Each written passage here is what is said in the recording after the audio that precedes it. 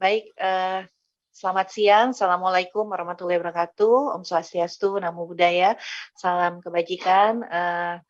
Teman-teman media, terima kasih sudah hadir memenuhi undangan kami pada perskon yang kita lakukan pada siang hari ini. Pada kesempatan ini, tentunya kami akan menyampaikan terkait perkembangan daripada gangguan ginjal akut atipikal pada anak-anak. Selanjutnya, informasi ini akan disampaikan oleh juru bicara Kementerian Kesehatan, Dr. Syahril. Silakan, Dr. Syahril, kami. Baik, terima kasih. Assalamualaikum warahmatullahi wabarakatuh. Selamat siang, salam sejahtera buat kita semua. Yang saya hormati teman-teman media, ya, dan juga seluruh Bapak Ibu sekalian yang hadir. Izinkan saya, Dr. Muhammad Syahril, sebagai juru bicara Kementerian Kesehatan, menyampaikan update hal-hal yang berkaitan dengan kasus gangguan ginjal akut progresif atipikal. Ya, saya mulai. Teman-teman sekalian, memang di akhir-akhir ini di Indonesia ya banyak berita yang berkaitan dengan gangguan ginjal akut atau juga gagal ginjal akut, ya. Jadi yang pertama, sejak akhir Agustus 2022, Kementerian Kesehatan dan Ikatan Dokter Anak Indonesia telah menerima laporan peningkatan kasus, ya. Jadi ada peningkatan kasus sejak akhir Agustus ini, yaitu kasus gangguan ginjal akut progresif atipikal atau acute kidney injury, AKI, ya, yang tajam pada anak, ya, khususnya anak di bawah 5 tahun. Yang sebelumnya kasus gangguan ginjal akut ini ada, cuma sedikit ya, hanya 1-2 setiap bulan. Tetapi di akhir Agustus ini terjadi lonjakan kasus yang mendapatkan perhatian kita semuanya. Dan ini disebut dengan gangguan ginjal akut progresif atipikal. Nah, atipikal artinya penyebabnya masih dalam penelusuran atau belum diketahui.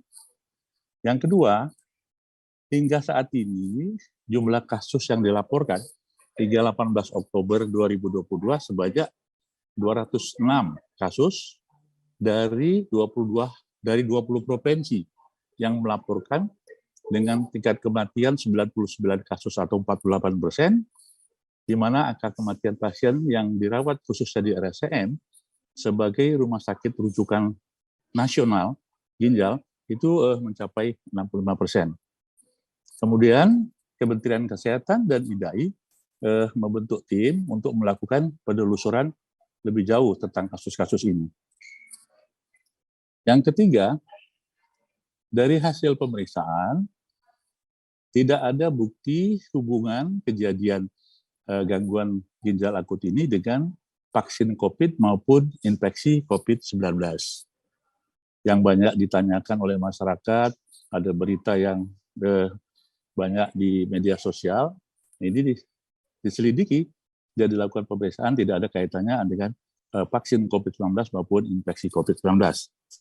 Karena gangguan gagal ginjal akut ini pada umumnya menyerang anak usia dari kurang dari 6 tahun atau bahkan 5 tahun. Sementara program vaksinasi COVID itu belum menyasar pada anak usia 1-5 tahun.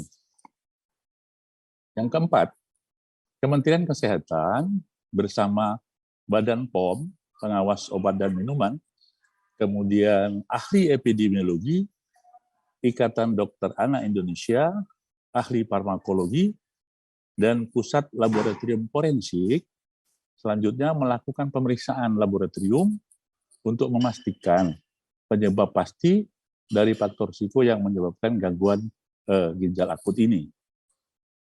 Kemudian nomor 5, dalam pemeriksaan yang dilakukan terhadap sisa sampel obat yang dikonsumsi oleh pasien, ya, sementara ini ditemukan jejak senyawa yang berpotensi mengakibatkan gangguan ginjal akut progresif atipikal ini. Nah, saat ini Kementerian Kesehatan dan Badan POM masih terus menelusuri dan meneliti secara komprehensif termasuk kemungkinan faktor risiko yang lainnya. Jadi bukan karena obat, tapi faktor risiko lainnya juga sedang kita teliti ya. Untuk meningkatkan kewaspadaan dalam rangka pencegahan, Kementerian Kesehatan sudah meminta kepada seluruh tenaga kesehatan di fasilitas pelayanan kesehatan untuk sementara ini tidak meresepkan obat-obat atau memberikan obat-obat dalam bentuk sediaan cair atau sirup sampai hasil penelusuran dan penelitian tuntas. Ini diambil langkah dengan maksud dugaan-dugaan ini sedang kita teliti. Nah, untuk menyelamatkan anak-anak kita yang lebih berat, maka diambil kebijakan untuk melakukan pembatasan ini.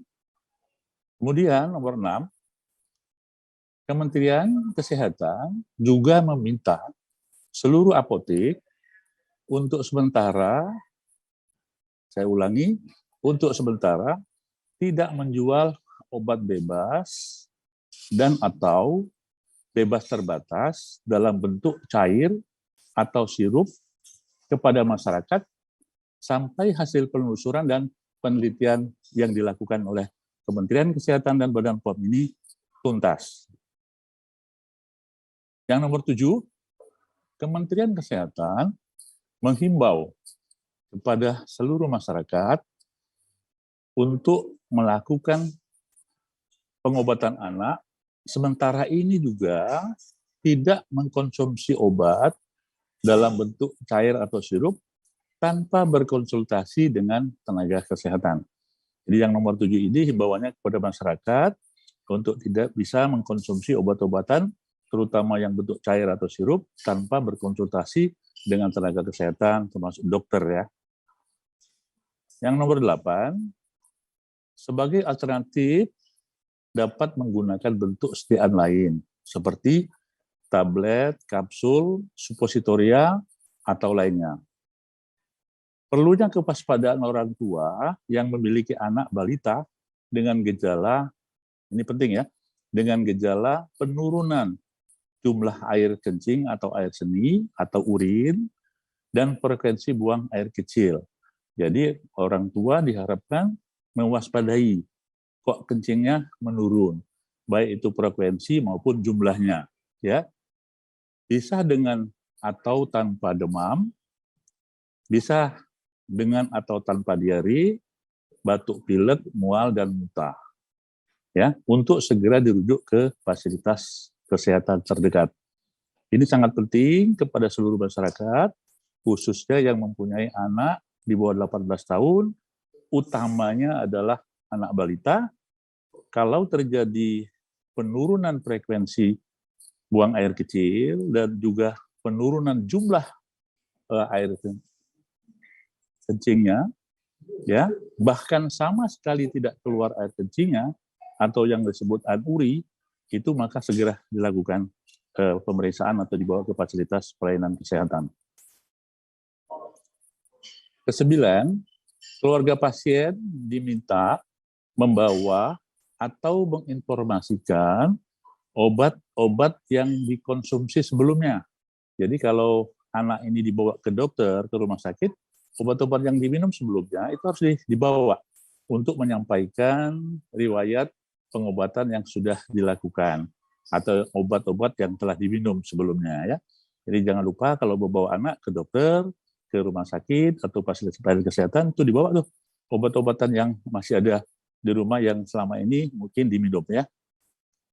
Yang nomor 10, sebagai langkah awal dalam upaya menurunkan fatalitas gangguan ginjal akut ini, Kementerian Kesehatan melalui Rumah Sakit Cipto Mangunkusumo telah membeli antidotum ya, penawar ya, antidotum atau penawar yang didatakan langsung dari luar negeri untuk diberikan kepada pasien-pasien yang saat ini masih dirawat.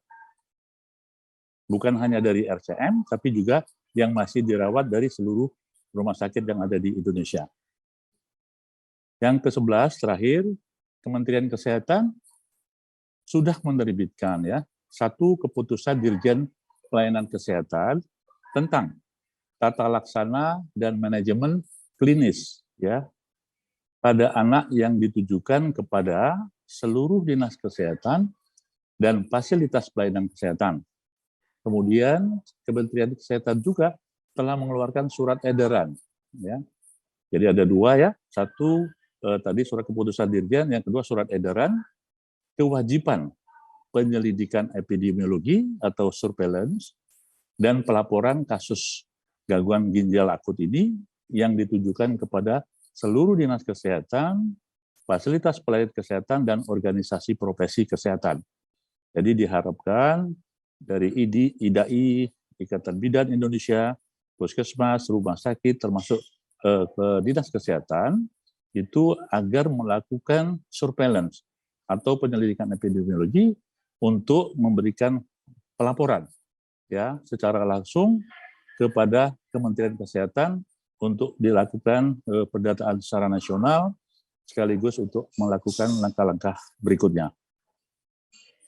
Demikian teman-teman media yang kami hormati, ke-11 poin penjelasan kami ini diharapkan dapat memberikan informasi kepada masyarakat dan juga menenangkan masyarakat, dan sekaligus apa yang harus dilakukan oleh masyarakat, oleh kita seluruh fasilitas pelayanan kesehatan, oleh tenaga kesehatan, agar kita sama-sama waspada terhadap kasus gangguan ginjal akut ini, sekaligus sama-sama kita dapat menyelesaikan masalah-masalah ini.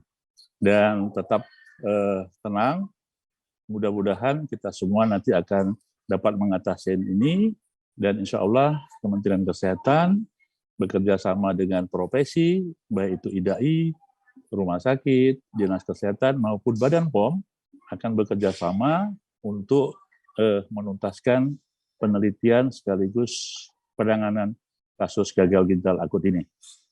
Demikian teman-teman semuanya, mudah-mudahan bermanfaat. Terima kasih.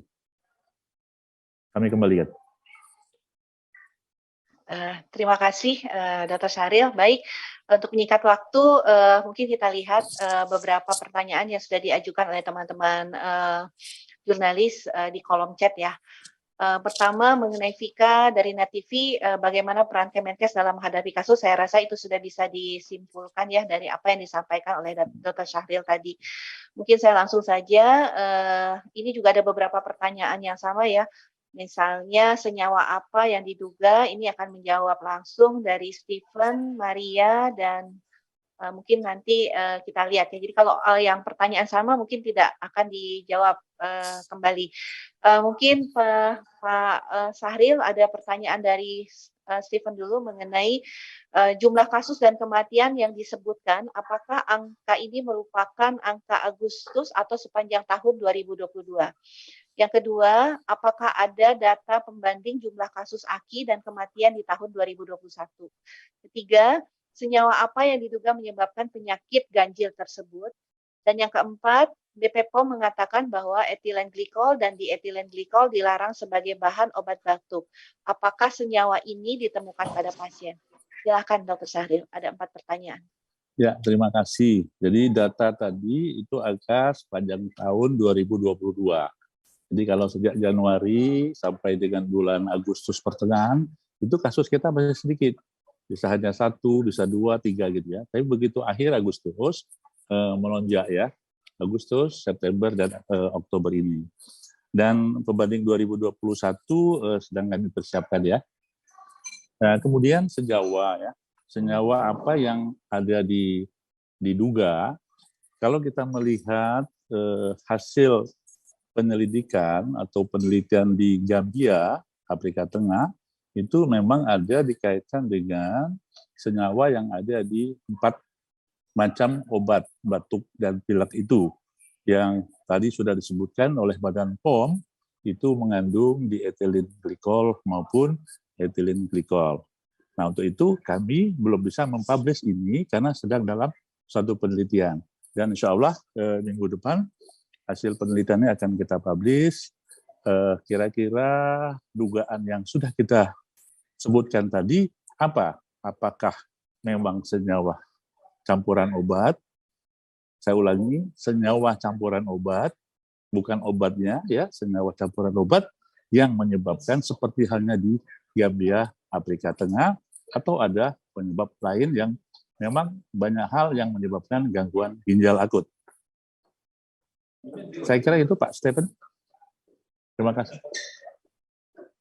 Baik, terima kasih. Mungkin karena pertanyaannya banyak dan ada yang sama, saya coba untuk merangkumkan beberapa pertanyaan secara bersamaan ya, Dr. Sahril.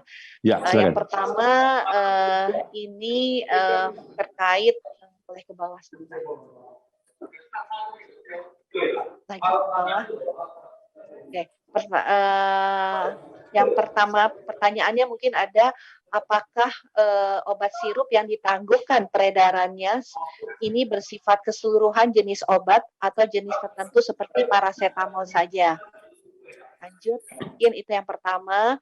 Kemudian ini semua sama ya, pertanyaan dari Mbak Widya juga terkait obat sirup yang dilarang sementara apakah semua jenis obat sirup atau parasetamol saja?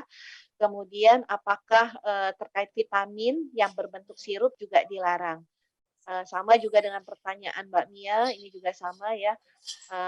Nah, pertanyaan kedua, apakah obat dalam bentuk oral drops atau tetes mulut masuk dalam kategori ini?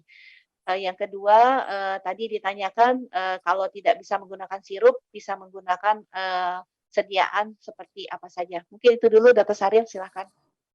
Ya, memang ini lagi viral ya di media sosial. Jadi kami jawab setelah didiskusikan dengan seluruh pihak tadi. Jadi sesuai dengan edaran yang dikeluarkan oleh Direktur Jenderal Pelayanan Kesehatan, jadi semua obat sirup atau obat cair ya, saya ulangi, semua obat sirup atau cair. Maaf ya, bukan hanya parasetamol. Nah ini diduga bukan kandungan obatnya saja, tapi adalah suatu komponen-komponen lain yang menyebabkan itu bisa terjadi intoksikasi. Jadi untuk sementara ini Kementerian Kesehatan sudah mengambil langkah untuk menyelamatkan kasus yang lebih banyak atau kematian yang berikutnya, kita diberhentikan sementara penggunaannya ini sampai selesainya penelitian atau penelusuran yang dikatakan tadi. Nah, juga dalam edaran itu juga sudah disampaikan obat-obat selain cair dan sirup itu dapat digunakan, ya, karena komponen yang membuat sirup itulah yang diduga seperti halnya di negara yang saya sebutkan tadi. Jadi silakan nanti para dokter, tenaga kesehatan bisa menggunakan ya obat penurun panas, ada yang bersifat tablet, ada yang bisa dimasukkan melalui anal atau suppositoria dan melalui injeksi. Ya, Mbak. Ya, baik. Mungkin rasanya pertanyaannya hampir semua mirip ya. Kalau mungkin yang tadi ada terkait dengan Badan POM mungkin bisa ditanyakan langsung dengan Badan POM. Saya rasa bisa dicukupkan ya, Dr. Sahril. Saya coba lihat ke atas lagi apakah ada lanjut. Itu ada bagus tuh. Kenapa kematiannya tinggi? Mungkin bisa dijawab. Boleh, silakan Pak Sahril. Ya, jadi begini. Ginjal ini kan apabila terjadi gangguan, karena ginjal ini kan sebagai pusat metabolisme ya, pusat metabolisme sangat organ sangat penting. Nah, apabila dia terjadi, maka ini akan mengganggu metabolisme dan gangguan metabolisme ini akan menyebabkan organ lain terganggu juga. Nah, untuk itu kita boleh sampai ke terganggu, tapi jangan sampai gagal. Gagal ginjal itu artinya apa? Ginjal itu tidak bisa lagi melakukan aktivitasnya sebagai alat metabolisme tubuh. Ya, itu ditandai dengan apa? Ditandai dengan frekuensi kencing, kemudian jumlah urin juga sangat sedikit. Bahkan kalau betul-betul terjadi yang kerusakan lebih berat, maka tidak terjadi produksi air kencing atau urin itu. Nah, itu yang tadi tingkat kematiannya tinggi, itu dikarenakan tadi dia sudah masuk ke dalam fase itu.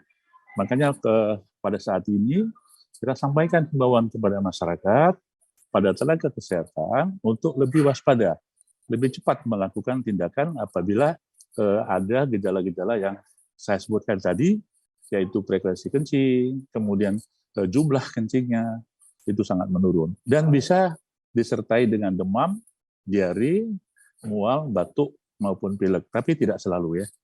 Demikian, Mbak. Ya, baik. Terima kasih. Saya rasa sudah cukup ya yang bisa kita sampaikan. Mungkin kami tentunya hanya sedikit mungkin menyimpulkan bahwa Kementerian Kesehatan dalam hal ini menghimbau penggunaan sediaan obat dalam bentuk sirup untuk sementara tidak digunakan sampai kemudian nanti kita mendapatkan tentunya hasil daripada kajian dan penelusuran ini. Untuk senyawanya sendiri masih terus dilakukan pemeriksaan lebih lanjut dan tentunya Kementerian Kesehatan akan terus memberikan update perkembangan daripada gangguan ginjal atipikal akut pada anak ini. Saya rasa demikian teman-teman media, para jurnalis sekalian, mungkin kita bisa cukupi press conference kita pada siang hari ini. Terima kasih Dr. Syahril sudah meluangkan waktunya untuk menyampaikan informasi dan terima kasih kepada seluruh teman-teman media dan para jurnalis. Saya akhiri tentunya kegiatan kita pada siang hari ini. Assalamualaikum warahmatullahi wabarakatuh. Waalaikumsalam warahmatullahi wabarakatuh.